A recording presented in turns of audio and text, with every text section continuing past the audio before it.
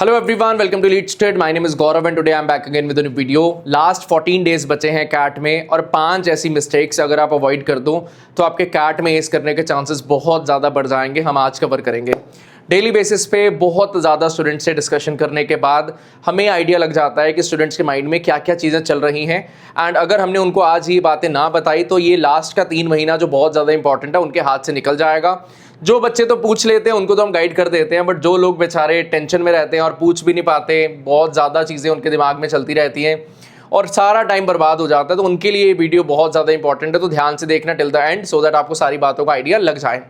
First जो सबसे ज़्यादा इंपॉर्टेंट चीज़ है, स्टूडेंट्स को इस टाइम पर लगता है कि भाई मेरे पास में टाइम अवेलेबिलिटी जो है वो ऑलमोस्ट ना के बराबर बचा है, मैं बहुत ज़्यादा टाइम मेरे पास में बचा नहीं है, तो टाइम कम होने की वजह से मैं टॉपिक्स को छोड़ देता हूँ। ये स्पेसिफिक टॉपिक्स मेरे लिए शायद मैं पूरे नहीं कर पाऊंगा, it is better to skip this topic.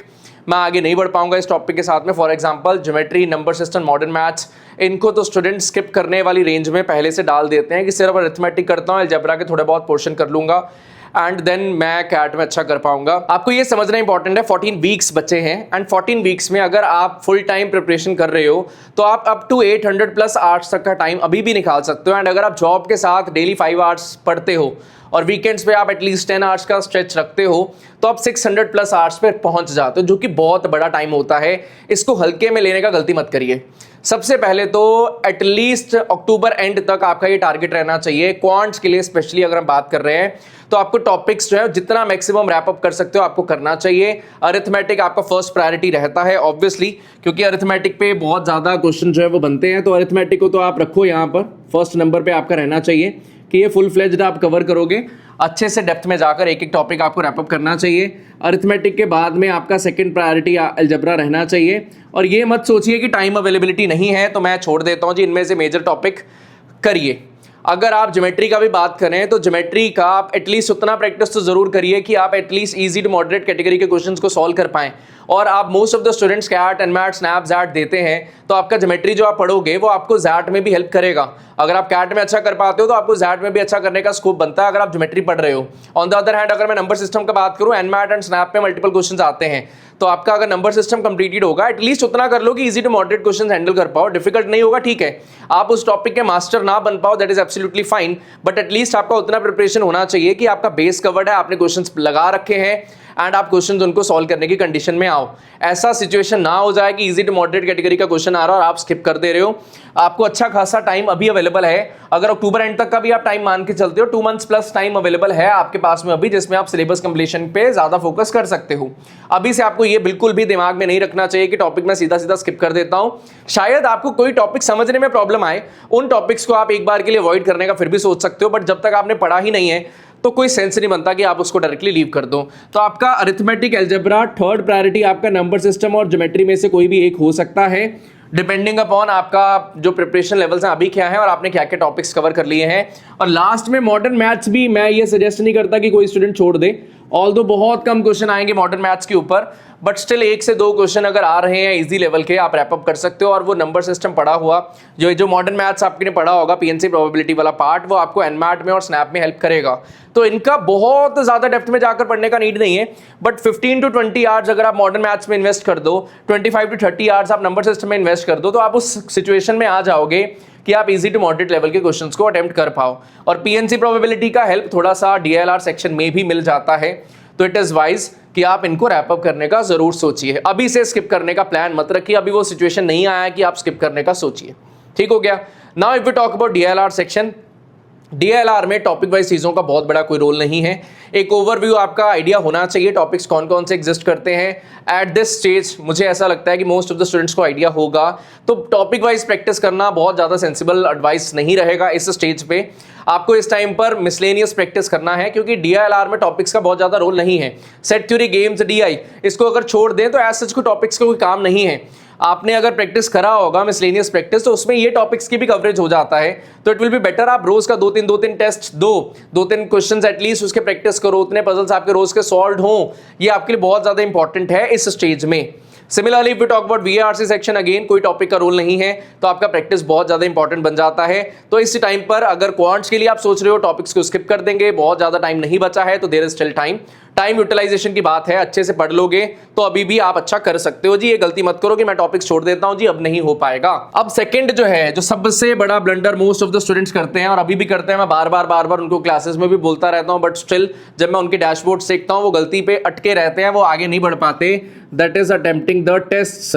आप सिर्फ क्लासेस कर रहे हो और टेस्ट आप नहीं दे रहे हो और आप सोचते हो कि क्लासेस कर लेने से मेरा 100% प्रिपरेशन कवर्ड है, तो दैट इज एब्सोल्युटली रॉन्ग। आप अपने साथ गलत कर रहे हो, कृपया उसको सही कर लीजिए अगर आप जेन्युइनली अपना इंप्रूवमेंट करना चाहते हैं। फॉर क्वांट्स सेक्शन आपको जो भी टॉपिक्स आप पढ़ रहे हो उसके टॉपिक टेस्ट देना मैंडेटरी है। आपके डैशबोर्ड्स के अंदर इतने सारे टेस्ट अवेलेबल हैं, अगर आप उतने सारे टेस्ट भी रैप अप कर लो तो आपको यह समझ में आएगा कि सेक्शनल्स में, मॉक्स में सिमिलर लॉजिक्स के क्वेश्चंस आपको मिलेंगे, पीवाईक्यूज में आपको सिमिलर टॉपिक्स के और सिमिलर लॉजिक्स के ऊपर बेस्ड क्वेश्चंस मिलेंगे। और जब क्वेश्चन टाइप रिपीट होता है आपका कॉन्फिडेंस बढ़ जाता है, आप अटेम्प्ट करने की सिचुएशन में आ जाते हो। तो अगर आप सिर्फ अपना डैशबोर्ड कंटेंट रैप अप कर लो, टेस्ट सारे रैप अप कर लो, तो आप बहुत अच्छी कंडीशन में आ जाते हो।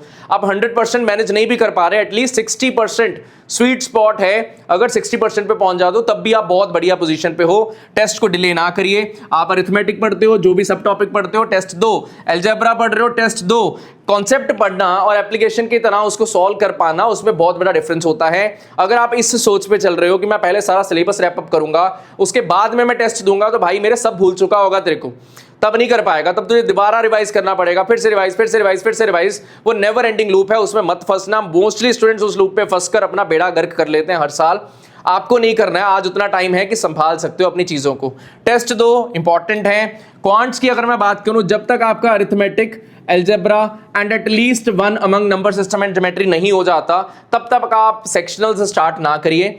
जब आपका ये कंप्लीट हो जाता है then you can start the timer based test, जो 40 मिनट्स का होता है सेक्शनल्स, आप वो दे सकते हो। उससे पहले मत देना। At least arithmetic, algebra, number system और ज्योमेट्री में से कोई एक कंप्लीट होगा तब टेस्ट देना स्टार्ट कर देना 40 मिनट्स वाले। Now if we talk about DLR section, quant के लिए मैंने आपको ऑलरेडी बता दिया। अब डीएलआर का स्ट्रेटजी क्या है जी टेस्ट का? टॉपिक टेस्ट इमीडिएटली स्टार्ट करिए।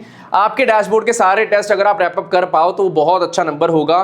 पीवाईक्यूज टेस्ट और मल्टीपल फोल्डर्स बने हुए हैं एडवांस टेस्ट के, आप अगर सारे रैप अप कर लोगे तो आप बहुत अच्छी पोजीशन पे आओगे। और अपने मार्क्स को बहुत ज्यादा एम्फेसिस ना देना, मार्क्स का फोकस मत रखना। आपका फोकस ये रहेगा कि भाई मैं अपना सॉल्विंग एबिलिटीज को डेवलप करूं, देखता हूं कि मैं कैसे सॉल्व कर पाता हूं। वो आपके लिए सबसे ज्यादा इंपॉर्टेंट चीज है।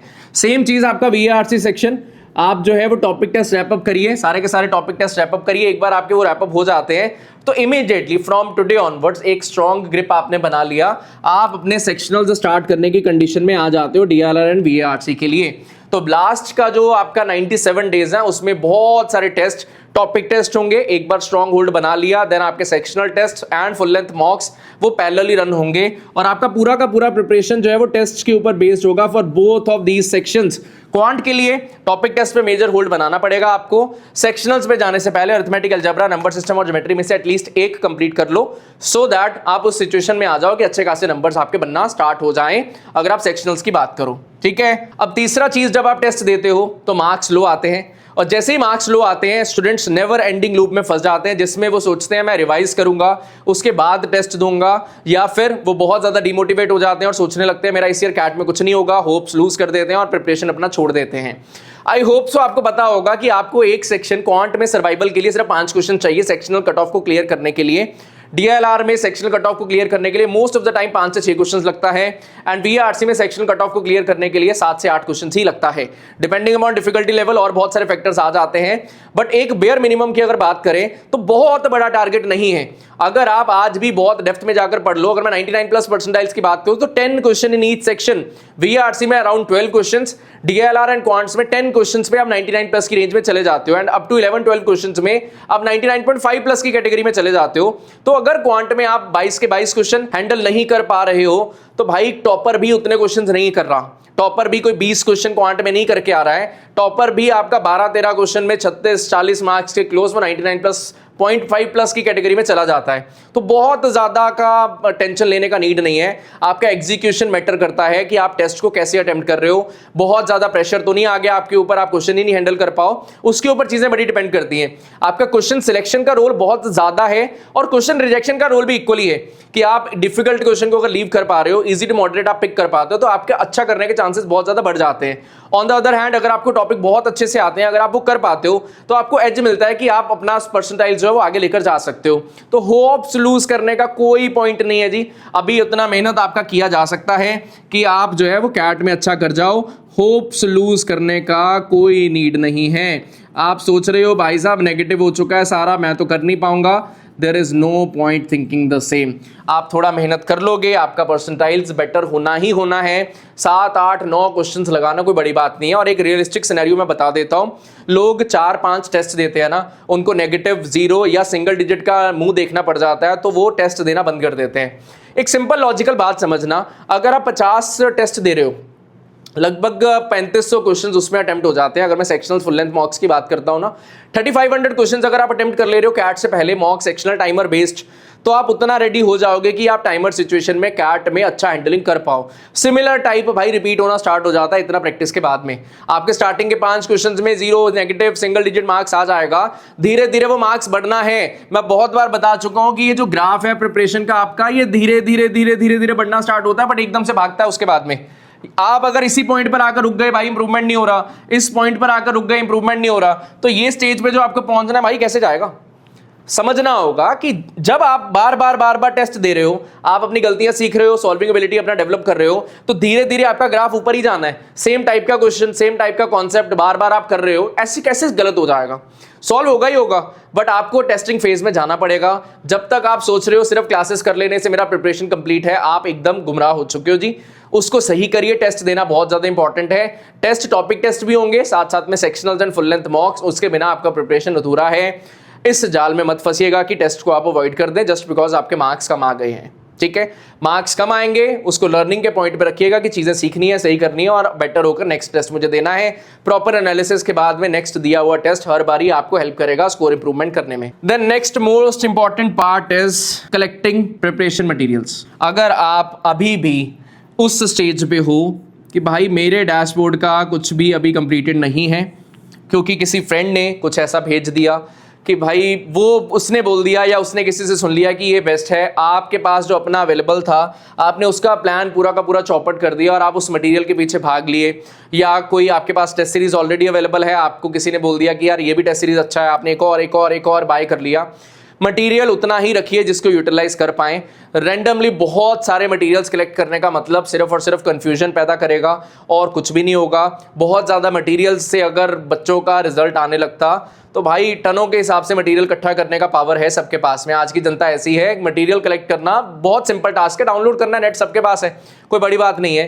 तो मटेरियल कलेक्ट मत करिए, जो है पहले उसमें से मैक्सिमम चीज़ें निकाल लो, सही से पढ़ लो, डैशबोर्ड कंटेंट सारे कंप्लीटेड है, नहीं है तो भाई वो कंप्लीट करना है। ये काम मत करिए कि कलेक्शन के पीछे भागते रहें और कभी उसको आप कंप्लीट भी ना कर पाएं। जितना है उसका दो और उसका अच्छे से एनालिसिस कर लो, you will improve for sure. ये चीज का ध्यान रखिएगा।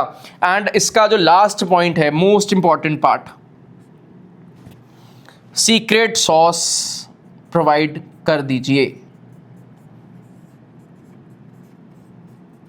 हाँ जी, कोई भी टॉपर अपना स्ट्रेटजी डालता है एंड आप उससे इतना इंप्रेस हो जाते हो, भाई तू अपना स्ट्रेटजी मुझे दे दे, तेरी स्ट्रेटजी से तेरे मार्क्स आ गए हैं, मेरी स्ट्रेटजी से मेरे मार्क्स नहीं आ रहे, तो मेरी स्ट्रेटजी तू मुझे अपनी स्ट्रेटजी दे दे तो मेरे भी मार्क्स आने लगेंगे। भाई साहब, there is no secret sauce to success, ये चीज़ ध्यान रखिए।